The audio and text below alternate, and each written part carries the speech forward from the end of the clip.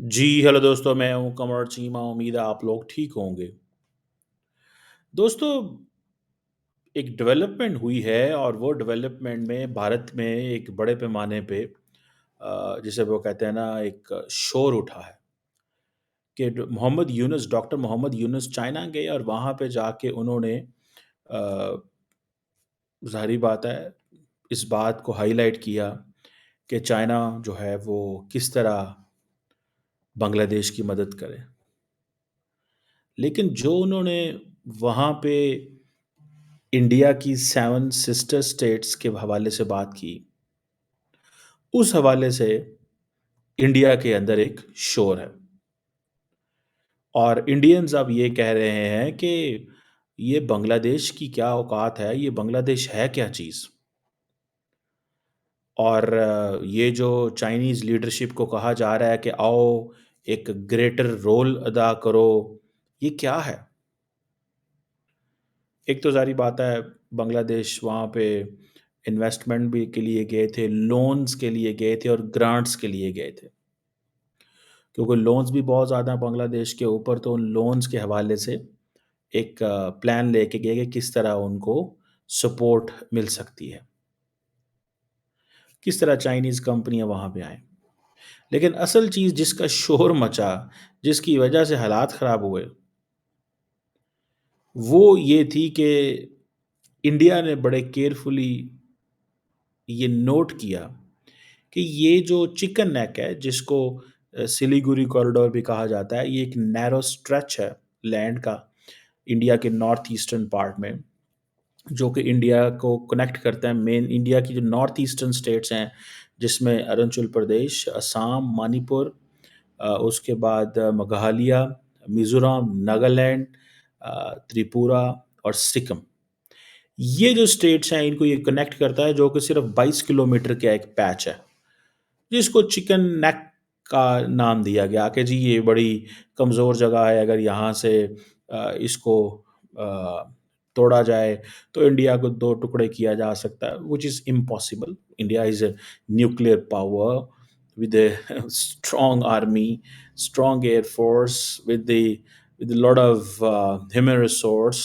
Uh, no country, ना China ना पाकिस्तान ये काम कर सकते हैं, लेकिन इंडियंस ये कहते हैं कि इंडिया के कुछ एक्सपर्ट्स ये कहते हैं कि जनाब जैसे तैसे ये जो इलाका है यहाँ पे इस इलाके से बांग्लादेश को तोड़ दिया जाए और ये जो 14 किलोमीटर का इलाका है ये कुछ 100 किलोमीटर और बन जाएगा, या 22 किलोमीटर का कुछ इलाका है, ये कुछ 100 किलोमीटर और बन जाएगा, तो ये इलाका हम अपने कब्ज़े में ले लेंगे। हमें दुनिया को बताने की क्या ज़रूरत है? अगर दुनिया पूछे कि तुम ये क्यों कर रहे हो?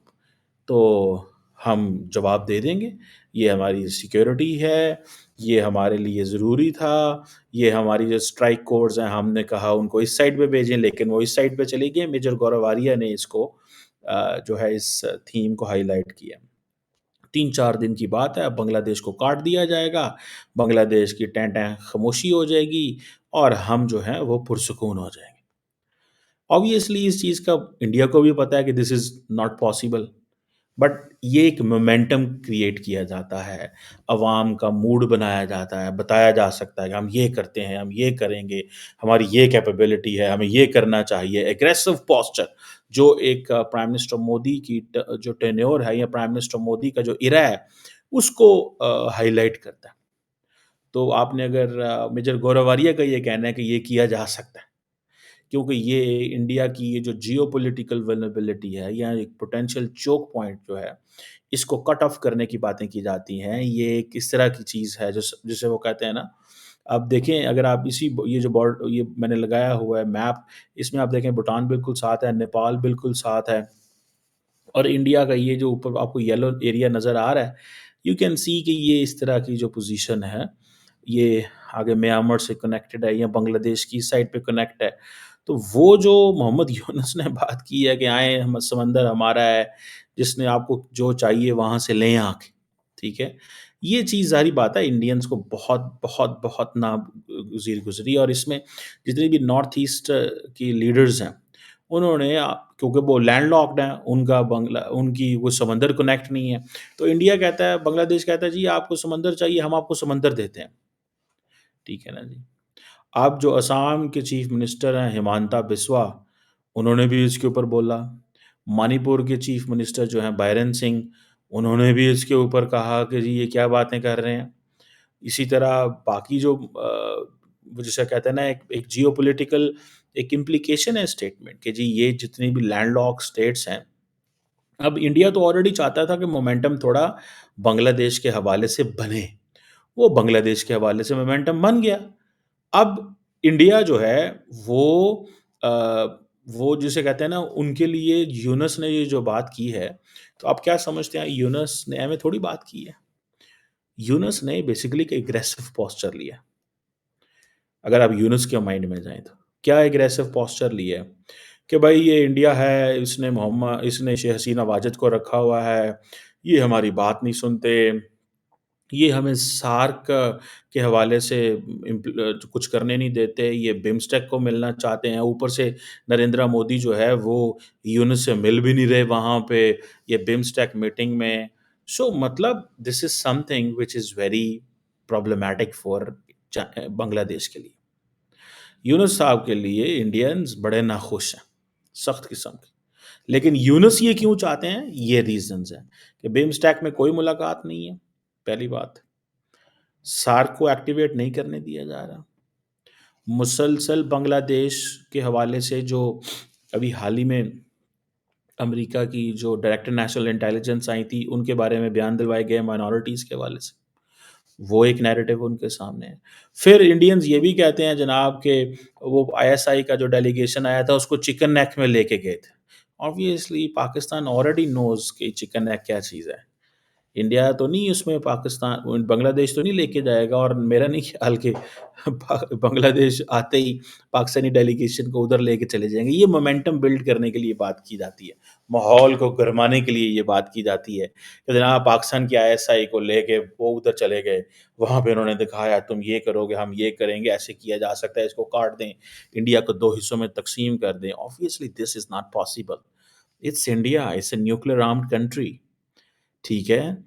मतलब एंड देन पाकिस्तान देखें कहाँ पे, ये इलाका कहाँ पे, मतलब इट्स नॉट ईज़िली पॉसिबल। कोई आसान काम थोड़ा ही है, लेकिन ये मोमेंटम है। जैसे इंडिया के अंदर कहा जाता था ना 2 फ्रंट वॉर, तो अब ये 3 फ्रंट वॉर की बात होगी। ठीक है? 3 फ्रंट वॉर या 3.5 फ्रंट वॉर। और अब मैं आपको बताऊँ इंडिया के स्ट्रैटेजिक थिंकर जिस पे बात कर रहे होंगे, this is a 3.5 front war जी। ये एक बड़ी जंग की बात शुरू हो चुकी है। अब हमें इस चीज़ को देखना है कि क्या होगा। ठीक है जी। अब इंडिया जो है, वो यूएस से एंगेजमेंट नहीं कर रहा, यूएस इससे कोई एंगेजमेंट नहीं कर रहा। इंडिया की इस इलाके के अंदर 2-3 स्ट्राइक कोर्स हैं और स्ट्राइक कोर्स का काम ही पता है आपको इन्फिल्ट्रेट करना होता है। सो ये जो चीज़ है बेसिकली और यूनुस साहब को जिसे कहते हैं ना, एक तरफ तो मोदी साहब प्रेशर डलवा रहे हैं अमेरिका से। यूरोप तो फ़िलहाल कोई एज़ सच वो भी कोई खुल के नहीं बोल रहा, लेकिन यूरोप की तरफ से भी प्रेशर है, क्योंकि यूरोप का जो मेजर कंसर्न है वो डेमोक्रेसी है। अमेरिका का मेजर कंसर्न उसके अपने डेमोक्रेसी प्लस अदर गोल्स, लेकिन लार्जली गोल्स, इंटरेस्ट और पर्टिकुलरली डोनाल्ड ट्रम्प की जो लीडरशिप के अंदर तो यहाँ पे एक डिफरेंट किस्म का एनवायरनमेंट। सो इंडिया ये समझता है कि जनाब अगर हम ये कर लें, जो कि पॉसिबल नहीं है, ये इंडिया के जो लोग हैं उनमें से कुछ का ये कंसर्न है कि ये बांग्लादेश का जो है ना, ये मक्खी ठप हो जाए। अच्छा, अब वो सवाल क्या है? जी, नए मैप बना दें, बांग्लादेश का नया map, new map of Bangladesh आ रहा है। मैं सुन रहा था वो संजय दीक्षित साहब हैं एक आई थिंक ब्यूरोक्रेट हैं। उन्होंने ये कहा जी न्यू मैप ऑफ बांग्लादेश और ये बांग्लादेश का जो मैप है, ये हमें जारी कर देना चाहिए। ये ज़रूरी है। अब ये होना है। देखिए इंडिया की एक स्ट्रैटेजी है कि इंडिया मेरी जो अंडरस्टैंडिंग है कि इंडिया कभी भी लड़ाई में नहीं पड़ता। इंडिया लड़ाई से 2000 किलोमीटर दूर रहता है। ठीक है? इंडिया भी चाइना की तरह सोचता है। This is a time to rise, this is not a time to get into confrontation. जिस तरह अभी मैं विक्रम मिश्री साहब जो इंडिया के फॉरेन सेक्रेटरी उनको सुन रहा था, तो वो क्या बात कर रहे थे? वो यही बात कह रहे थे कि we have a desire and wish to rebuild our relations with China. ये उनके फॉरेन सेक्रेटरी साहब कह रहे हैं। ठीक है जी। अब ये चीज़ है। सो बेसिकली शी जिनपिंग को जो कहा गया है कि तुम्हें मज़ीद रोल देते हैं हम, उससे क्या मुराद है? उससे मुराद ये है इंडिया को थोड़ा-सा छेड़ रहे हैं यूनुस साहब। इंडिया के लिए जो छेड़ रहे हैं, इंडिया के लिए एक इंटरनल यूनिटी है ये, 1। सेकेंडली जो बंगाली इंडिया के अंदर है, उनके लिए एक मुश्किल है। लेकिन यूनुस साहब का भी एक पॉइंट है कि ये मज़ीद ज़रा इंडिया बांग्लादेश कन्फ्रंटेशन बने, सोसाइटियल लेवल पे ज़रा एक थोड़ी एक बड़ी गेम बने। तो जिस तरह बांग्ला इंडिया की अवाम बांग्लादेश के हवाले से व्यूज़ रखती है, बांग्लादेश की अवाम को भी इंडिया के हवाले से व्यूज़ रखने चाहिए। ठीक है जी। और वहाँ भी ये कह रहा है कि जी इंडिया की जो नॉर्थ ईस्ट के वो जो हमारे इलाके हैं, वहाँ पे चाइनीज़ इन्वेस्टमेंट करें। वो सारी लैंडलॉक कंट्री हैं, चाइना को वहाँ इन्वेस्टमेंट नहीं करनी चाहिए। ठीक है ना जी? ये चीज़ें जो हैं, ये थोड़ी-सी इम्पोर्टेंट है। सो जिस तरह मैं this is my view if I am sitting in Yunus mind, तो यूनुस क्या सोच रहे हैं? यूनुस सोच रहा है कि यार इंडिया मुझे लिफ्ट नहीं करा रहा, तो फिर ज़रा इंडिया को छेड़छाड़ करता हूँ। अब ज़ाहिर बात है ये तो डॉक्टर जयशंकर थोड़े दिनों में बोलेंगे। ठीक है जी। वो भी नेपाल और भूटान को भी वो कहते हैं कि बेसिकली वो जो ऑफ़र कर रहे थे इंडिया बांग्लादेश जो ऑफ़र कर रहा है, चाइना को वो ये ऑफ़र कर रहा है कि भाई साहब हमारे पास समंदर है। ठीक है? हमारे पास समंदर है और तुम समंदर में जा सकते हो और ओशन पूरे का पूरा हमारे बैकयार्ड में है। आओ वहाँ पे और हम ओशन के गार्डियन हैं। ठीक है जी, हम ओशन के गार्डियन हैं और चाइनीज़ इकोनॉमी को बड़ी मजबूती मिलेगी। इन अदर वर्ड्स तो बेसिकली मोहम्मद यूनुस हमारा भी मक्कू ठग रहे हैं बहुत सारी चीज़ों में। वो एक अलहदा है, लेकिन वो सिंकियांग का इलाका थोड़ा-सा डिफरेंट है इस इलाके से, लेकिन फिर भी। सो ये जो यूनुस साहब के जो रिमार्क्स हैं अबाउट 7 नॉर्थ ईस्टर्न स्टेट्स, जो चाइनीज़ बिज़नेस लीडर्स से बातें वो कर रहे हैं, ये बेसिकली जानबूझ के की गई हैं, इंडिया के अंदर माहौल गर्म करने के लिए, इंडिया को बताने के लिए कि भाई हम इस तरह की सोच रखते हैं। ये एक इन्फ्लेमेटरी पॉइंट ऑफ व्यू था और इंडिया को ये भी बताना कि भाई आप हमसे बात करो, चीज़ें ऐसे नहीं सुधरेंगी, हसीना वाजिद को हमारे पास भेजो, तुम ये गलत कर रहे हो। अब इंडियंस क्लैरिफ़िकेशन माँगते हैं कि क्लैरिफ़िकेशन भी दो, ये तुमने क्या बात की है? ठीक है, ठीक है। और जिन लोगों का काम है नैरेटिव को उठाना, मोमेंटम बिल्ड करना, जोश गरमाना, वो जिस तरह पाकिस्तान में तराने लिखने वाले ज़रा खून को गरमाते हैं ना, इस तरह इंडिया के भी एनालिस्ट्स इंडियन खून को गरमाते हैं और फिर वो गरमा के कहते हैं कि भाई ये हो जाएगा, वो हो जाएगा। सो दैट इज़ बेसिकली ठीक है जी। लेकिन आप क्या समझते हैं इंडिया जो है उसको चाइना एक सेपरेट अंदाज़ से देखता है। बिल्कुल एक सेपरेट अंदाज़ से देखते हैं। समझ रहे हैं बात? और जो दूसरे लीडर साहब हैं, जो बांग्लादेश वाले उसको भी सेपरेट देखते हैं। यार सवा सौ अरब डॉलर की ट्रेड है। चाइना व्हाई विल चाइना पोक इंडिया इन नॉर्थ ईस्ट क्यों करेगा? वो तो हालात ऐसे बने हैं कि इंडियंस इस नैरेटिव को बनाना चाह रहे हैं। लेकिन आप देखिए ना वो जो इंडियन आर्मी चीफ ने हाल ही में द्विवेदी साहब ने इंटरव्यू दिया था एएनआई को। उन्होंने क्या कहा? उन्होंने कहा पॉलिटिकल लेवल पे क्या हो रहा है हमें नहीं पता। But on the military level हमारे बांग्लादेश से बहुत अच्छा ताल्लुक है। सो ये चीज़ है। अब ये जो यूनुस साहब का जो विज़िट था चाइना का, ये एक मैसेज था इंडिया के लिए कि भाई देखो मुझे 1 साल तकरीबन होने वाला है। मैं पावर में हूँ लेकिन मैं तुम्हारे पास नहीं आया, ना तुम मेरे से मिल रहे हो, ना मैं तुमसे मिल रहा हूँ, मेरे पास ऑप्शंस और ज़्यादा है, तो मैं वहाँ जा रहा हूँ।